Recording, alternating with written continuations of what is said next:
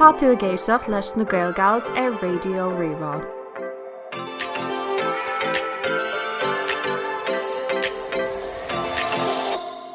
Hello a chairde Clíodhna anseo agus fáilte chuig eagrán speisialta de fudcréile na Gaelgails, bio ó Ollscoil Mhá Nuad mar chuid de Sheachtain na Gaeilge. Sulla dosimiid leis an eagrán tá oireann ar muochas a gheall le bríon ó hOifig na Gaeilge in Ollscoil Mhá Nuad agus le buil gCuallacht Cumann as an gur ó thuirtún fille ar nGaeilge mátair go fíriúil mar chuid de Sheachtain na Gaeilge. San eagrán seo le riamh le Alswyn Sinéad agus Dúlra faoin taithí a fhuair mar ó na Cumann éagsúla sa chláiste agus conas a dheacaí sé sin a bhaim ar an saol nó an ghearm atá agan inis. Arís ní mór dún ar muochas a gheall le pobl na Gaeilge in Ollscoil Mhá Nuad as an cur thuirt dún agus aon duine a bhí linn ar an ihe agus tásúla go gomhainne sibh a lig sult as an eagrán bio seo de fudcréile na Gaeilgails.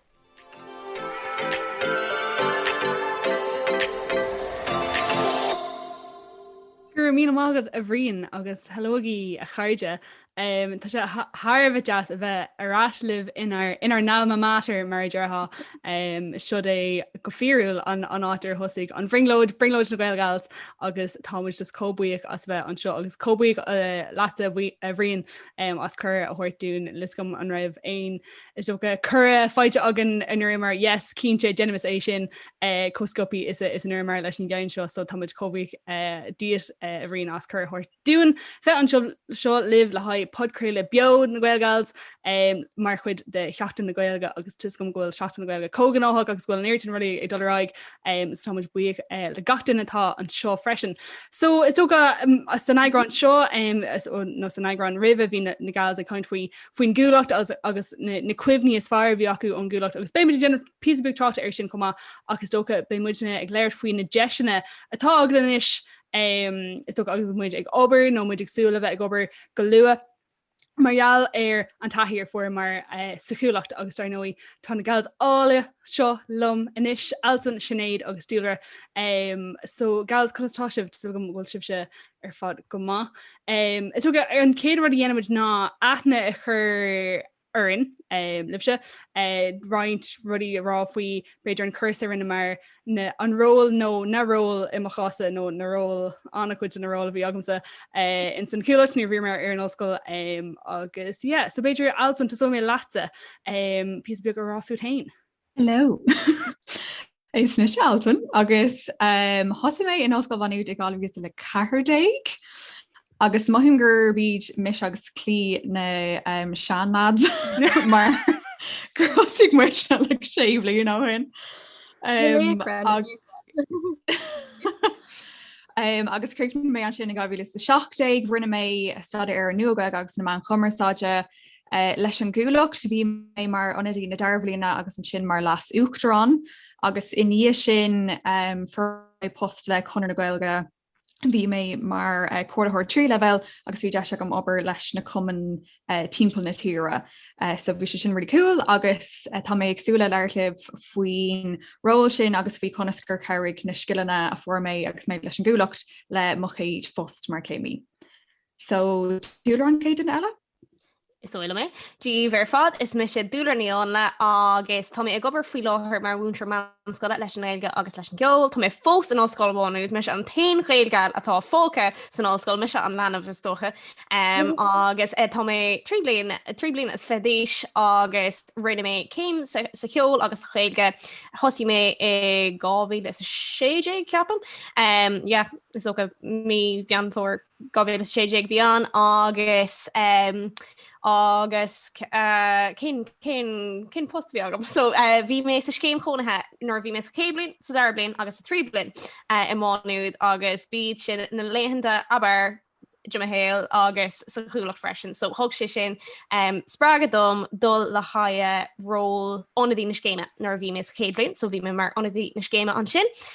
Agus sa dar blian bhí mé mar uachtarrán ar an gCuallacht agus nor bhí mé imlíon na céime bhí mé mar oifigach sínsíochta. Agus cé eile atá le Sinéad. Hello, so is mis Sinéad ní stolí agus is soca má táid léir faoin gCuallacht ar nós chlán agus tráileach mar sin mar cadtá gist. Is soca gur mis an cinál like awkward middle child idir like Lína Alswyn agus Dúlra. So bhíh mis ag fécinn deartína agus Alswyn agus gCuallacht hain bhfuil siad like cool agus na go mé le cool tá siad agus an sin agus an isis tam cardú lo so tá sé sin crackáilte. Ach bhí mise I Mhá Nuad ó 2015 dí 2019. Is stocha gur hiig mé gcóí gur mé chuna bheith porta leis an gCuallacht mar na riamh sa bhanscoil mé gafa leis an gCuallacht. Bhíoh mé go leisceil ag fécinint ar na cinál Sheachtain Grainra a bhí déanta ag na lécra a tháinig roin ar nós Emily Carroll, Matt O'Wheel, agus Ian McGowan le cruic sheets and stuff Harvard ground ver agus sus ar YouTube agus mis chatá an scoleg sa fécinint ar na Sheachtain sin ar YouTube ar all oh my god, tá mé gur bheith porta leis an drám sin ag sam gur dulcuig an osscoil sin le bheith porta glo. So dair glomé sin dhéanamh agus du mé tuairt we came in we moon tuairt bunscoile agus dúirt mé am hain caihí mé bheith porta leis an gCuallacht so rih mé I gcóir gosh onidí Sheachtain na Gaeilge ar fochuiste a bhí an ag an am sin níor hiig mé rudidir bifing guiste níor thug mé céir do bhí idir lábha agam. Ní dóilm gnéir na mé flex a céad bhí nach bhí mé just sásta le bheith timp lerv ar fad. So an sin bhí mé mar OCP sa darbhín agus mé an irid sin solt as an post sin for mé golóir skill as a fusin agus an sin bhí mé mar lastig drawn. Nervví mé sa trúblin agus sa carblin agus just bin carblina is fear a bhí an riamh agus an copi gas an tair fád a bhór mé sa cúlacht agus an choirgus a bhór mé leis nimrá ála a táthir timp ar an fiáir marall an cúlacht so sin se. Íach tu gnéarna mé dearmid mé héna chu ná so le chu sé. No tá si go bra so nó is me sé clína í gofig agus drasal me sé ar Ollscoil Mhá Nuad ó 2014 go 2009 freisin. So hosing mé rinne mé héana agus Alswyn an cuasa chéine lein agus an nua Gaeilge. Agus bhí ar chlár radio hain agan scéad bhín na gabarí Gaeilge ar Mars FM má aine agus buinte le Mars FM bin an chéad chlár radio lá Gaeilge bhí ar an stáisiún agus an céan is foiide bhí ag doráig sílam gurneach sé ráig ar fá cúg blin an mar sin nes go sé fósagáil súla go bhfuil but so maidir leis an cúlacht hí glóir postgum ar an gCuallacht so nu bhí mé sa céad blin bhí me mar if go caiidir peblií so bhí me sis géim coníthe freisin agus cosúla sinnéad bhí me gafa leis an gCuallacht so hosig mé choir kind of like cúga blin sé blin sa bhanscoil bhí me just gafa leis an Gaeilge bhí me gafa leis an gCuallacht mar ar na Sheachtain a luúg sinnéad agus an sin rith mé a ggóir if na Gaeilgus céad blin a charg mé amach as an rás mar bhí burt lads eile ag ris a rás agus darg sé an lín a don bití nó ag an mar sin na fas na lads agus an sin nuair haing mé amach as an rás cheas mé ggóir lasú dran ar an gCuallacht so bhí mar sin agus sin cheasan duna bhí mar if go an Gaeilge siar mar nach raibh Gaeilge aige sin scéal eile so cheas mé a ríis mar if go an Gaeilge déanam dearmidir sin nach raibh Gaeilge ag an duine bhuaig an teáin sin. tú hééis mé sin like core memory, do you know it inside core memories kind of like ag lonrú sin cean acu sin. So bhí mé mar mé if go an Gaeilge faoihearre, so bhí mé mar lasú dran I think ar fá like ceir bhí cúig mí nó mar sin agus an sin bhí mar if go an Gaeilge don chuid eile don dair blin agus sin chu mé áitéigen nach bhfuil ar an sa tír seo níl man é lua a heile mar na daine sin ar hain siad Erasmus agus mí daine spo nach dú ar Erasmus sin ceir a hála san níl cadgam léir faoi náit a neaci mé tá sé hálair thuas ó Canada ó Bhearicáin bhí me chu é a bhíú le beidir ní sotlaí dúra Eurocur sa fróca Canada sa fróca so actually sin mar nuair a bhí snéad mar if go ceachtain onadí cheachtain na Gaeilge bhí próca eici agus bhí sé gur gurtíine le frásí teach é nó go rih na frásí gent agat nó rudig mar sin but anyway firmar an nus gom céir a hála leis an broca but hosci mar é á úsad mar próca Canada so ein ó a nearhin go raibh mé I Canada nó go raibh mé gurí scéal a insint go raibh mé agus bhí rá nuair bhí mé Canada agus fé in agus insint bheith arm sa Eurocurs fróca ach an sin tá mar rudig ganir duine an eile clínar tu a Canada bheith arthú Eurocurs fróca agus sin gcuidú an targad ón broca ní bhí mar géirí caní a cheannach leis an airgad agus sin gcuidú é lis gom céir a hála leis an airgad in níos sin ach a rénos nuair a il mé ó Canada rith mé mar onadína trí blina na ri mé im lín na céime agus an sin hánig mé ras blianháin eile den sprí sa rinne mé mástrucht an sin sa Gaeilge agus bhí mar onadí iarchéime agus ní raibh siar intin agam se bhgóir onadí iarchéime ach just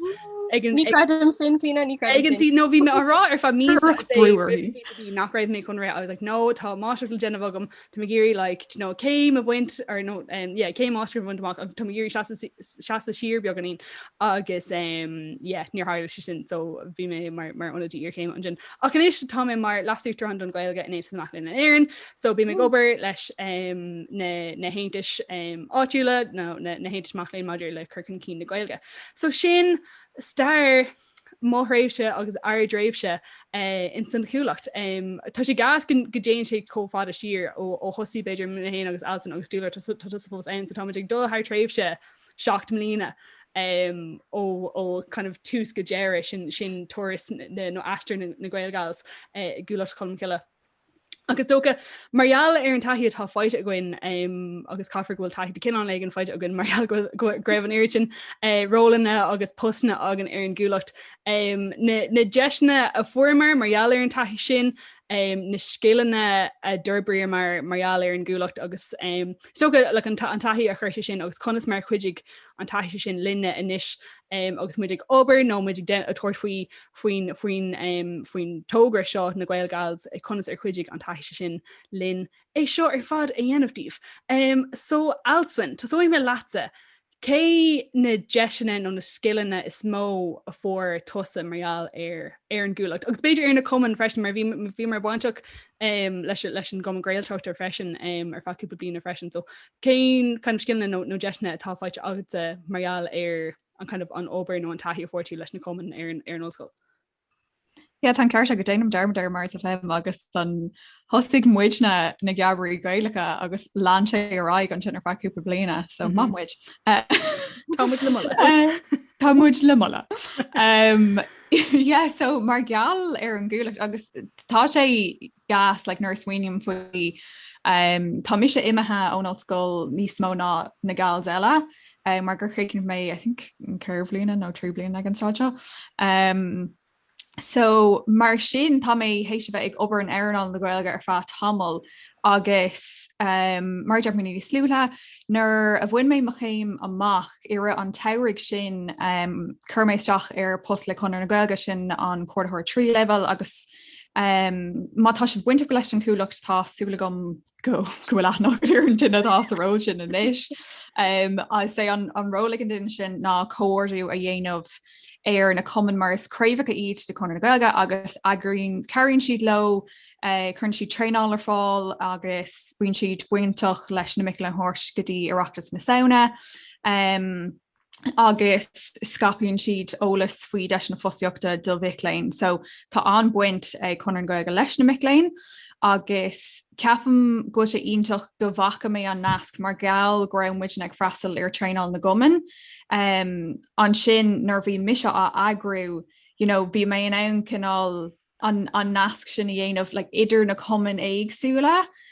So ní amháin idir cinál na glúine na daoine sna Cumann í tain like, mar hampla mis agus an Cúallacht ach leis na Cumann éagsúla. So dearan go ré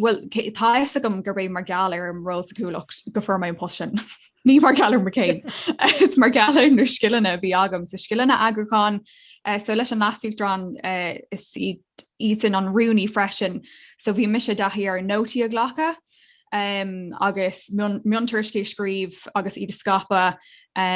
so mar hamplan ar thosamar na Gaeilgeals an céad rud a rinne mar na okay, Google Drive, Gmail, bhí mar co-agrathe sin cos just bhí is agan bhí an taithí sin agan ón Gúlacht agus úsáid tú na scileanna sin in éon phost a dhéanaan tú. So teagháil a dhéanamh le daoine seachtarta like nachhfuil an Ollscoil, mar gheocht a dhéanamh ar na himachtaí, like planáil dhéanamh ar imacht ó hús go deireadh gach go le rud an cuirsaí agad muoineáil an chuid peibleocht ar na man hoisiilta agus ag leir le daoine ag ag plé leis nifiga go plé le Raidió Gaeilge. So fáin tú an méid sin scileanna agus tá aine tá an ghil daoine an Cúallacht an seo, ba chóir go méid an Cúallacht ar de CV. ba chuir go bheith an cúlacht CV. Céad fan Is géad. rud mór é agus má isálan tú na skillanna atá agus mar gheall ar like mátá tú chuirteach ar fust is é le Gaeilge tá tú chun tosaigh ar den nachhfuil an taiisi acu gealamdíobh. So yeah, bhí sé an ceirech domsa go raibh an taiisi agam leis an cúlacht bhí sé ar dóigh. Yeah, agus an céad rud like leve céad fan géad fíornach. Like tá Alswyn ar an duine is aigrithe ar dain, like gáí feicmuid caiilte. Honestly, ní bheith clúagain, like bheith muidna fós ag fánacht like le chatteteach an grinne seo mar Alswyn, like tá she just kind of like, okay, ceirtá dhéanamh agan an balcacurm a dhéanam hain chuirsíos ar ná, like nóna daine sin ar TikTok agus bíon like na prócí sin, agus bíon siad like cola uniform sin mar bhíon Alswyn leis an Google Drive, agus is rud iontaché sin freisin, agus mar luúg si like is taí fáintí ón gCuallacht, no aon Cumann, fiú mar bhfuil tú baint leis an gCuallacht faoi láir, nó mar bhfuil tú ar an giste. Aon Cumann chur ar de CVA. Fiú mas rud é just greibh tú ag dulthaigh na himachtaí agus just like ag tuair takeíochtta do gcuoine, like tá sé sin cótábhaach. Agus like fécinn go háirthe é na Gaeilge fécinn Clíodhna na haigrachtaí ar an taithí sin. Mar buntáistí agus béitú kind of dús áte haar dainealtá ag dul ag gcóir post. Nis go mar bhéim rud eile agad an sin altan nó faoin na skillna a d'oibre tú sa cúlacht. Well, Darren mar gheall an sin go fur mé ról le agriocht Gaeilge agus gur cinál doscail an kind of downgailge níos mó a ríis agus mé ag obair le agus sa hála sé gur thosa mé le ag intach mar ba é gavillas hocht ag bliana Gaeilge, so bhí an stuff is cool like Charlotte. So ó héh like imachtí associate mar ar lábháin fur mé deis na fósiíochta agus tá mé fós ag obair in Ireland Gaeilge ach commála sin bhí mé ná freisler an méid sin imachtí sosiálta agus tá sé sin cótáhachtach céine nuair tá tú leir fao miontanga. Agus so like mar hampla comátla ag agrú trein an na goman bhí like bhí deis agam dogadí an bhrosil le taide i dhéanamh agus dogadí an aon surfach agus bhí mé gáhís fóst and I was like sorry God like tá mé fihéin gus níl clú agam chuirtar siúlaach tá mé sa bhrosil le leirt le MEPs ach right okay Weekas leis an Gaeilge ach ó héh imachtí social an sin so Ba é gabhfuil sogte an céad ó grau an cinál le an pobl Gael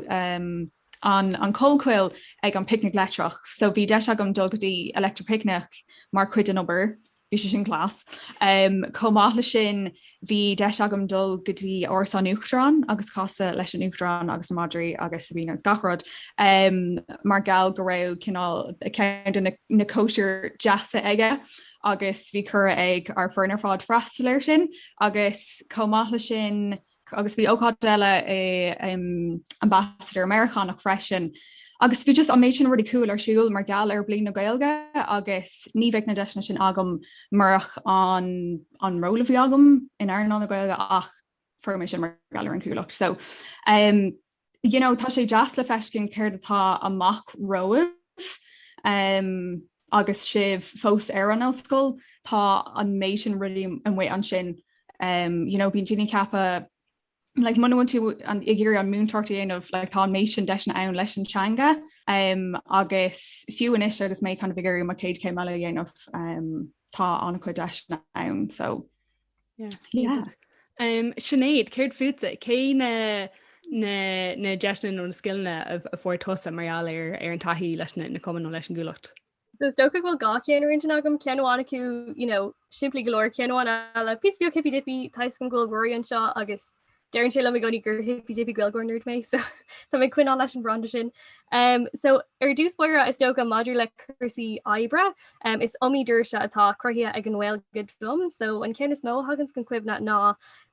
agus an ceanhfuil mé anmhuiíag as ná de se bheith mar loithre radio go Jonach le radio na lifa agus le Raidió Rí-Rá ag puinte freisin. So bhí spéisi gom i gcónaí i gcursaí ceol, dasna níos i chláán atá Harbheith ceolbhar agus rinne mé dosa de gachinál hip-hop, ballet, jazz, gacrod, Queensbear really fandom líonta agus nuair ceap mé riomh go méid deise go mochinál simna ceol a roiint le daoine mar ceapan orintanta go sé thbheith níos cos is bralam le ceol R&B, ceol hip-hop agus nuair ceap mé go méid deise gom an cinál grátá gom don Gaeilge agus an grátá a gom don ceol in asca lena chéile agus níos tá mar dhéal ar a lehéadí de Raidió Rí-Rá agus Raidió na Lifa comasta sin do creisiúil.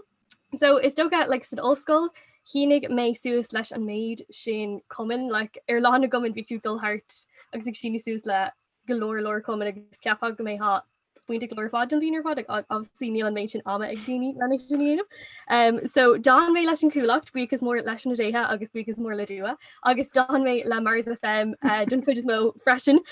So hosig well not hosig cos hosig clí agus al na gabarí Gaelach a really so níl mé grog níl mé goide de chuid just a páirtein so níl tú a goide stop now. No, but mar láhar. Yeah.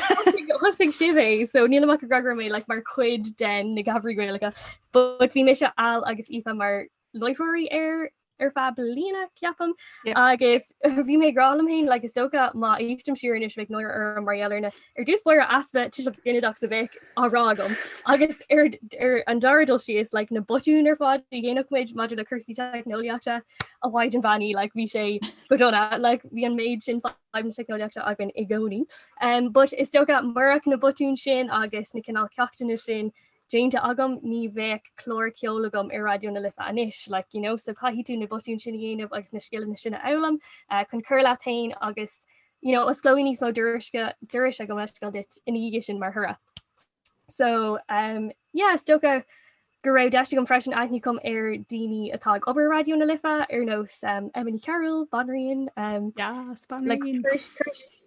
Bonraíonn. Cuirsí mé really a dro Raidió na Lifa, cos bhí is gom go bheith si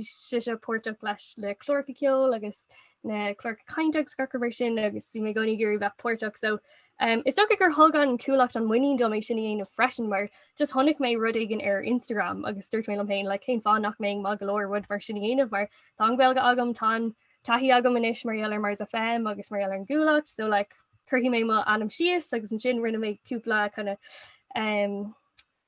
kind of wrong train all low agus an sin dirtíd grocery sauce le maker ar cúseán nó císégin ach tá se Harbh mar ghfuil tú ionta. Well gur mág ní ceapman bhfuil agus bín portach le Raidió na Lifa ar fanil cainte ar chlór cainte mionna máin agus just is even am an ordan seo mar ní minic a bhíns ordan de bhrá amháin cursí na máin a phlé gohor has still na Gaeilge ach just ceapam gur ítach an ruide agus kind of rinne Emily Carroll kind of afiocan ar an glóir le déine agus an méid sin mrá iontacha ar ó coolrí agsúla le canál jarky agsúla ar an saoil agus tá sé ionach muidir fád a chur le chéile agus plé bheith agan fi cursí na so tá mis a Harbh buí as an deistin agus sin le déine bhí mé ar RT2 FM le Kirt gel níl is an chunas ar thuirla sin bhí an chuid is módún ar RT2 FM ag pínta aigen le blach na Tracy tá sin cóúil hosig siise amach ar TG cethir so is cinál success story is comma maidir leis an Gaeilge agus chuna sa current sé le a héil agus a skillna agus sin an agus bloch TG cethir comá sin an rudíarnach tá agam so rinne mé cúpla scéal agus cúpla fi an le haibloch TG cethir comá agus is stocha ghfuil an airnal sin crothú ábhar na Gaeilge ag techt go mór an cín le déine agus is ionach an rudéis sin so you know is Cúis eile é chuinál suas leis an Gaeilge agus curla do Gaeilge agus forbertí in bhéad chud Gaeilge mar féidir le dulsan arnáil sin comá agus inis le roí mariaal ar an deis kind of hippy dippy bhfuil mé ríás so Táúpla nótí bracha síos go inis brenn but an ceannatá 6 hippy dippy ná like tuis gur bás máile ach lí mé hí pobl de slice gin le brathir timpplair ach ní raibh pobl like ceart le brathir timpplair am like bhí anna chuid just ratu an ahanid an sin fu ceart like i measc na daoine bhí ar timpplair ach but pobl na Gaeilge really an céad kind of taí a bhí agam ar fear phobal a bhí sásta takeíocht a thuirt dit le ruderbe a dhéanach ruderbe ar the hán agus in rira like tá an Gaeilge hééis mé a stóra tríd an saoil i golóir bailí agsúla agus níos sam smíanamh ar mástruchttaíanamh sa Gaeilge rud nar cap mé riomh go mé an i dhéanamh Tuisgurb as like is sto a gur as an kinna lucht oibre meigs maán so near cap riomh gomingin an dul drone Maastrichta agus an sale acadúla acanis is féidirlum agus is marialler an ghealge gomain an é sin dhéanamh agus is marial ar an gCuallacht go in an é sin dhéanamh comá so is ítan an dáúisiúil mé buchas an cCuallacht agus na deisna a formé marialler an gCuallacht cé eile atá le bheith caiintenis clína ar leir tú le nó just animiid like tá sé ionach like agus tá sé kind of like techt ar as an rud a dúirt alfuoin like faoin Cumann a bheith mar kind of CV agat nó ar an CV agat like tá céim agam i léon meán. Ní bheith chun deise agam marial ar mar chéim, tá sé agam marial ar an gCuallacht agus marial ar an gardas tá agam libse. Mar aon le aon kind of I think an cuid is mógan a bhfuil ag opair in an airlá nó bhfuil like rudí sa bhreis feite a gin cé gohfuil mé beidir like ilte sna meán like nu mé ilte ar churbe tá mé tan irtin rudí beidir nachhfuil arolalas agam cé gohfuil céim buinte amach agam ménach mar lí tú like bhfuil like deisna ann nó deisna sa bhreis le fáil as an gCuallacht nó a bheith ag obair leis na Cumann. So sílam gur like tá sé cóúil ní dólam go airlín sin róvinnig le airnáil eile like sílam gur rud Harbh esca tú le beidir airnáil na meán freisin like óhéh like kind of taí oibre stuff mar sin de ach in airnáil eile a bhfuil beidir le Cumann ní le scom an bhfuil an irid sin beidir más ag daoine san airnáil ar kind of obair na Cumann nó an irid sin fiúntas acu leis na rudí sin atá gent agan nuair héimmuid ggóir puist in sna airnálacha sin. Yeah, intium. Ceapan goil nasc an loidir idir na Cumann agus pobl na Gaeilge go generalta ina dhé sin agus is ionach an rudí sin agus cúiseala le bheith. Portach leis an gCuallacht, just lena hir of. Yeah, go cínte. Yeah, so Dúlra, bhí cúpla pointe agatsa just dúrg ar an gceist céine. Oh, is dócha gnéon tíim se le Sinéad well liver father nó ach bhí mé ddíireach mar an ggéine ní rah pobl Gaeilge timpplairm nó bhí mé níos óige. Na bhí ar bhealach bhúntra Gaeilge cheanathair agus bhí mé ag géirí i gcónaí dul na múnseoirt na Gaeilge. Agus bhí tuisgur ceoltóir tradiisiúnta mé bhíoch an chuid daoine ag leirt Gaeilge timpplairm ach le bheith fearnach daoine bhád ní sinna nó mé héana a bhí an tú agus ní rah an pobl sin agamsa. I mean thuí cúpla cara lom hiag an nailteach agus nuair bhí mar ar scoil sa rang Gaeilge bhí mar ag leirt Gaeilge lena chéile ach ag an am cinenne ní rah an pobl sin am really like ní arón Gaeilge le héine seachas múnseir nó maiadó nó cúpla seanlads a bhí ag sin am ceol tradiisiúnta agus tá sé sin go mórlam ach ag an am cinenne bhí ród breis a bhaim agus nóair thuí mé ag an Ollscoil bhí me cósásta búla le daoine eile a rah an grá céine acu is bhí agamsa den teanga agus an passion céine ach ród ornú a bhí an domsa bhí an táidearglom go raibh is a scéim chonathe agus go raibh is a chuallacht so bhí pobl allhór Gaeilge timpplairm agus an ród a tháinig mé nuair bhí mé ar scoil bhí mé i gcónaí páirteach le Sheachtain na Gaeilge agus Gaeilge fiche cearr agus chuir tuis go rastal mé ar chóirsaí Gaeltachta beag an Clíodhna saire chuir na múntra Gaeilge i gcónaí ceist ormsa a bheith páirteach lei sin agus tá táormsa mar tá ar ras sa scoil sin in ra mé héin ag múna faoi láthair. So tá nach chuid cuimhní deas agam ónscoil ach bhí acu go raibh go hill is go an gafa leis na Gaeilge cosú leis an gheall eile ar scoil ach ní rah an pobl sin agam. So an sin nuair a thuí mé ag an Ollscoil bhí is dócha an taithí bhí roiint taithí agam hena féin so bhí tháinig mé muint na Cuallacht ag leirt faoi Sheachtain na Gaeilge Gaeilge fiche cearthair ag an CCB agus an sin ceap mé caithí mé dul le rólagan agus sppraag siad mé comór sin chun rit le post an cuiste sin an chéadblin fi si dochreid. I mean chuile chuiste in sin chuma ach sppraag an cuiste sin an méid sin sppraag siad mé an méid sin chun rit le post. So is dócha gur thug sé muoín iontochtdom for mé muoín iontocht marialler an gCuallacht na rólanna éagsúla bhí am agus ceapan gur orbair sé agus gur treistú an muoín sin anm bliana ní bliana agus mé an gcuiste so for mé muoín sin sco ach agus for mé sppraag siad mé chun Gaeilge leirt ach chun an ród behabhachttaí domsa nó sppraag siad mé chun hon sim sa gheilge a sppraga agus más an gheilge, grád an gheilge a sppraga I más goine eile agus han sin go mórlam a fine tá sam go rah na gaels ag leir faoig níos le sa céad fud creile a bhí á tafadag an agus dúirt si grá sé intach daoine drogalacha a eáil ag leirt na gheilge agus ag dul bheabhas Sheachtain ní Sheachtainna agus an sin ag dearna blina go méid fiabhas óhhartácha ar a gcuid gheilge agus thug sé sin an méid sin orú crí domsa so han sin go mórlam agus cai mé rá gur taithí ionta go bhí an a bheith ag spreige daoine le na gheilge mar sin chuid de chuid oibre inis is mún man go mé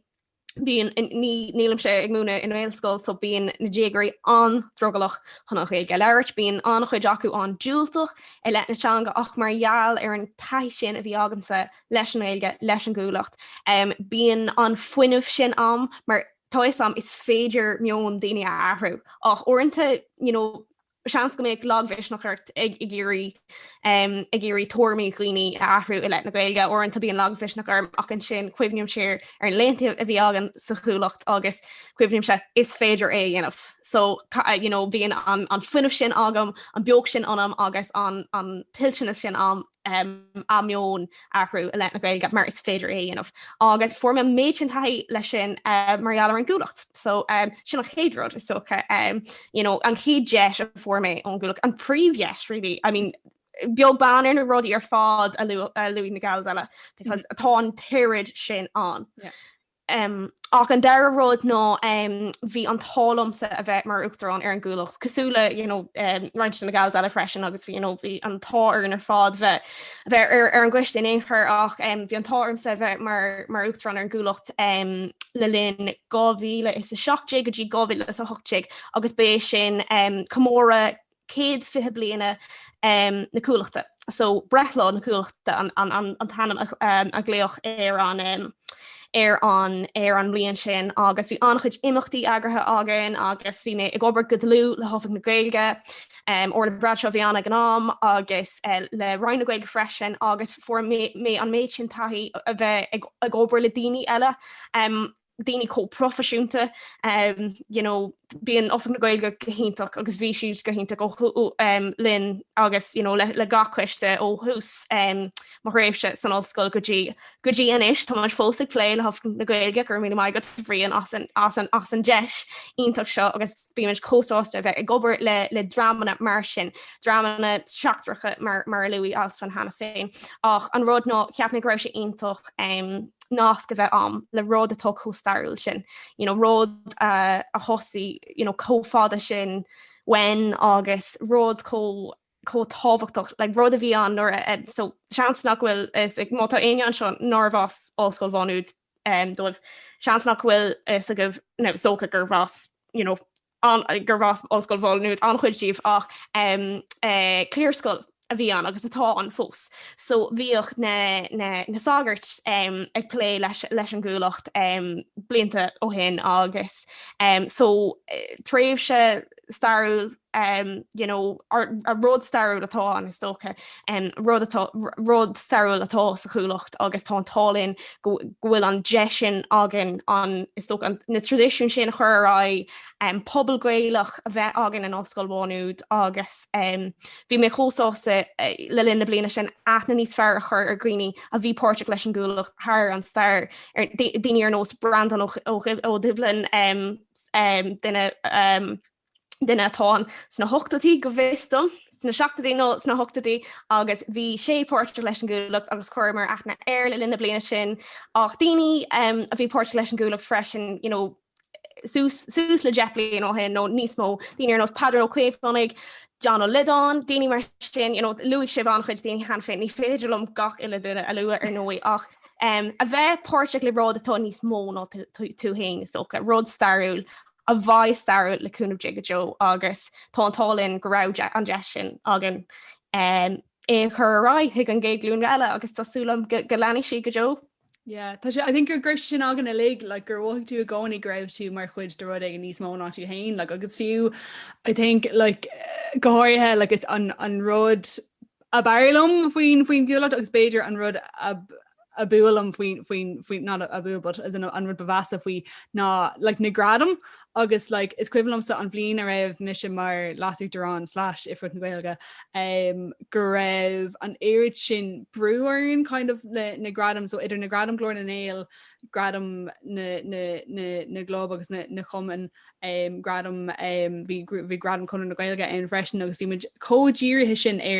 na gradam agus kind of rudé gan a bhaintach bí sin dús nó méid áirithe agad aáil ach is dócha bid gonnearna dearmid le go raibh daoine eile le teacht inar ní ach is dócha grimar i gcónaigh súla okay, céh mar Uachtarán an céad bhíon eile nó céh sa ról seo agus bhí gcónaigh gurí daoine is sppraige gan a bheith in aid le ciste a tháinig ród nó le ciste a tháinig a dtíí mar go bhfuir si dús beidir nachhuiir tosa agus just go raibh like, agus tan éirt sin stair ag baint leis an gCuallacht, like, tá sé ar céan na Cumann Gaeilge is sinne satír i sílam agus tá sé sílam gurbí an Cumann is sinne in Ollscoil Mhá Nuad ghfuil si fós ar an bhód ghfuil an tálinn ghfuil an nas agan nus go bhfuil daoine beidir nach mé is ag lucht na céad bhíon ar seo mar níl sibh rilí campus an líon ach bhfuil is go bhan rélig ar an campus Haas agus tá an like an fergan of not fergan of like an uig mór kind of on is kind of buske time agus tá ón ógrónig curtha faoi nó tá sé le bheicir faoi agus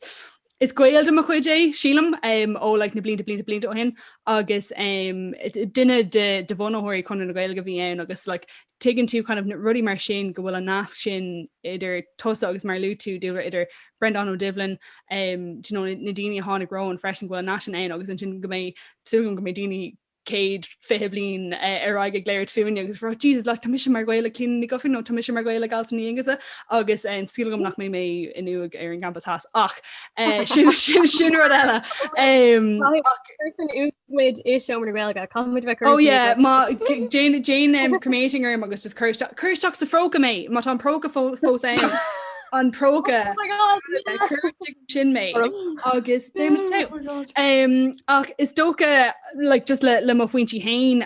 obviously leis an bus atá agamanis in éitas mac na éir is post is ról tofa atá ein so bhír seaamh i déirchan faoi go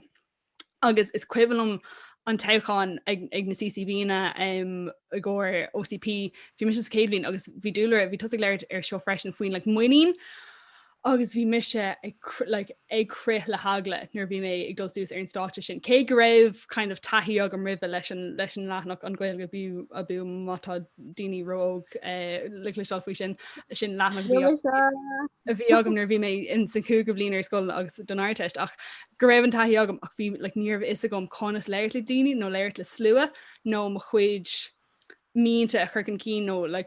seo na rudí ar bhhatha dhéanamh agus bhí omíocht sa teáin sin mar OCP agus bhí omíocht an sa teáin mar las Uachtarán. Agus dócha